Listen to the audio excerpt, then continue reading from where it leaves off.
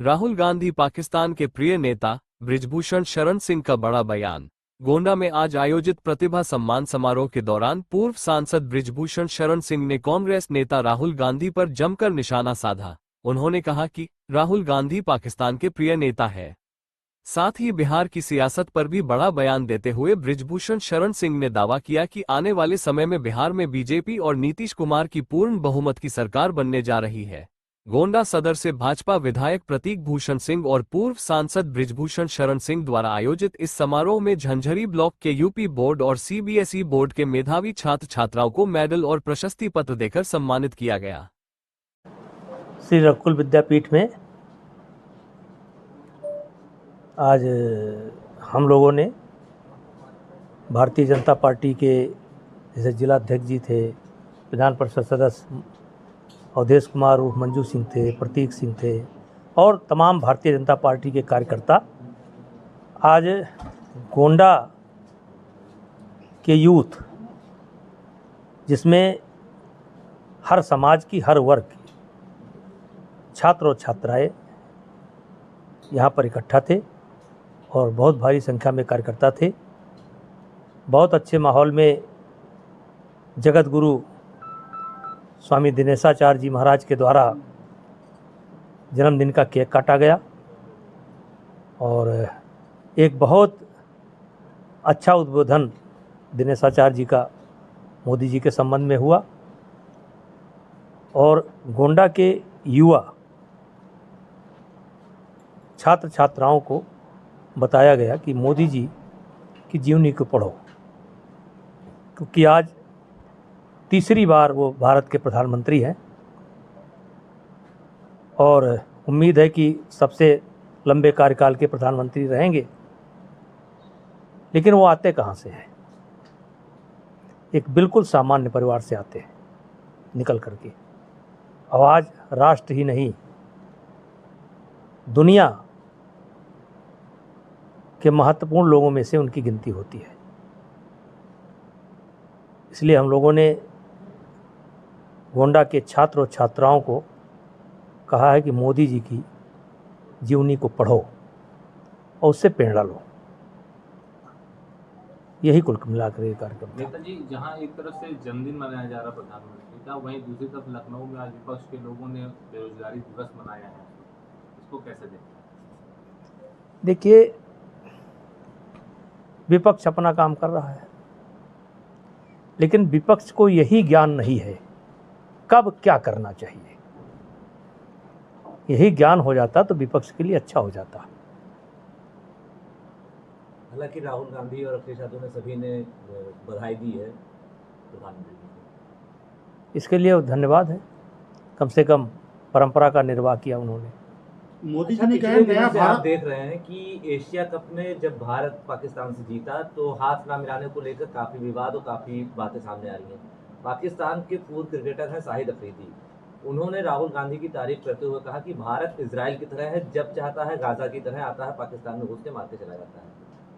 और प्रधानमंत्री की तारीफ उन्होंने नहीं की, बल्कि कहा कि वो यहाँ पर संप्रदाय की राजनीति करते हैं, हिंदू मुस्लिम की राजनीति करते हैं। देखिए, एक तो राहुल गांधी का बयान पाकिस्तान में बहुत सुना जाता है।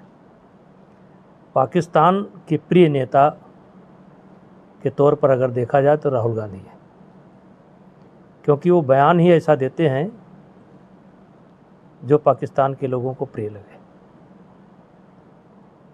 रहा क्रिकेट में हाथ मिलाना है ना मिलाना, एक तो यही विपक्ष के लोग हैं जो पहले सवाल खड़ा करते थे कि भारत को नहीं खेलना चाहिए, जबकि खेल का एक प्रोटोकॉल है। खेल का पहला नियम है कि किसी भी परिस्थिति में आप किसी की देश की टीम को नहीं रोकेंगे और इसी आधार पर टूर्नामेंट अलॉट होते हैं। तो पहले ये लोग तो इस भाषा का प्रयोग कर रहे थे। अब जब टूर्नामेंट निकल गया तो कौन हाथ मिलाया कौन हाथ नहीं मिलाया, ये तो व्यक्तिगत है।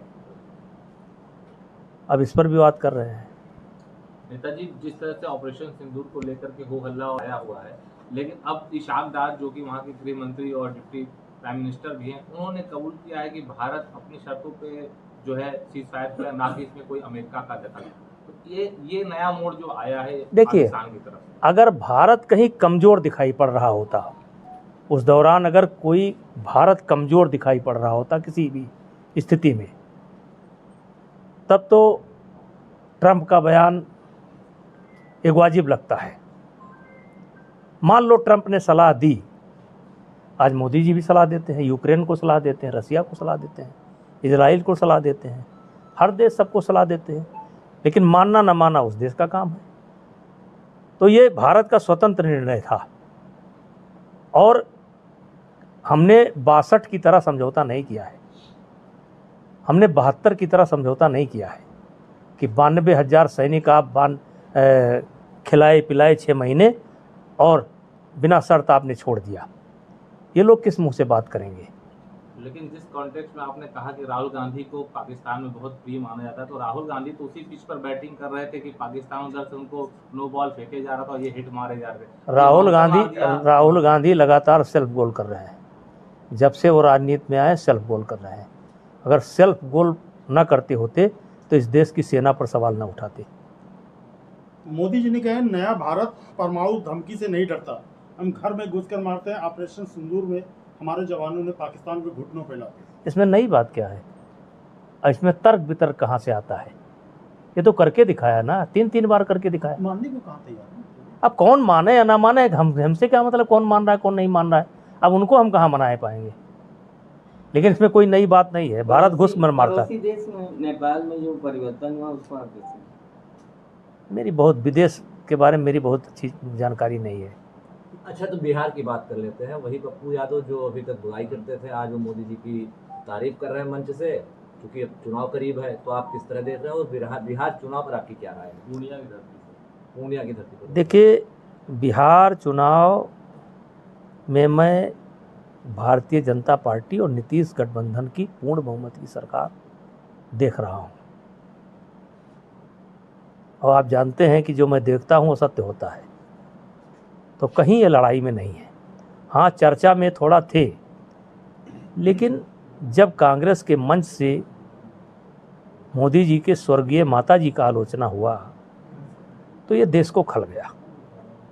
और विशेष करके महिला वर्ग, जो हमारी माताएं हैं, बेटियां हैं, इनको खल गया और इनकी बहुत बड़ी संख्या है। और वो बयान कहीं ना कहीं इनको ले डूबेगा। लेकिन विपक्ष यही कह रहा है कि अभी अब विपक्ष क्या कह रहा है भाई? सीट हम को लेकर खींचतान है, चिराग पासवान में भी और नीतीश कुमार में। देखिए, यह हर चुनाव में होता है। अगर चिराग पासवान को आप मान लीजिए एक किनारे कर दीजिए, मांझी को एक किनारे कर दीजिए, तो क्या भारतीय जनता पार्टी के जो प्रत्याशी हैं उनको लेकर खींचतान नहीं है? 1-1, 6 से 4-4, 5-5, 3-3, 2-2 प्रत्याशी तो खींचतान रहता है। और जब टिकट डिक्लेयर होता है धीरे धीरे सब ठीक हो जाता है। बिहार के ही एक नेता है कि सेमो काफी दिन से गोंडा में टिकी हुई है और उन्होंने 2 बच्चे मर गए। उस पर उन्होंने जब मीडिया ने सवाल किया, सेमो का बयान आपने सुना भी होगा। नहीं, हमने नहीं सुना। सेमो ने कहा कि एक बच्चा मर गया तो क्या हुआ, 100 बच्चे पैदा हुए जाके लड्डू खा लीजिए, 1000 बच्चे। इस तरह से उनका बयान आया। क्योंकि मुझे जानकारी नहीं है, लेकिन फिर भी अगर ऐसा बयान दिया है तो गलत है। हो गया, ठीक।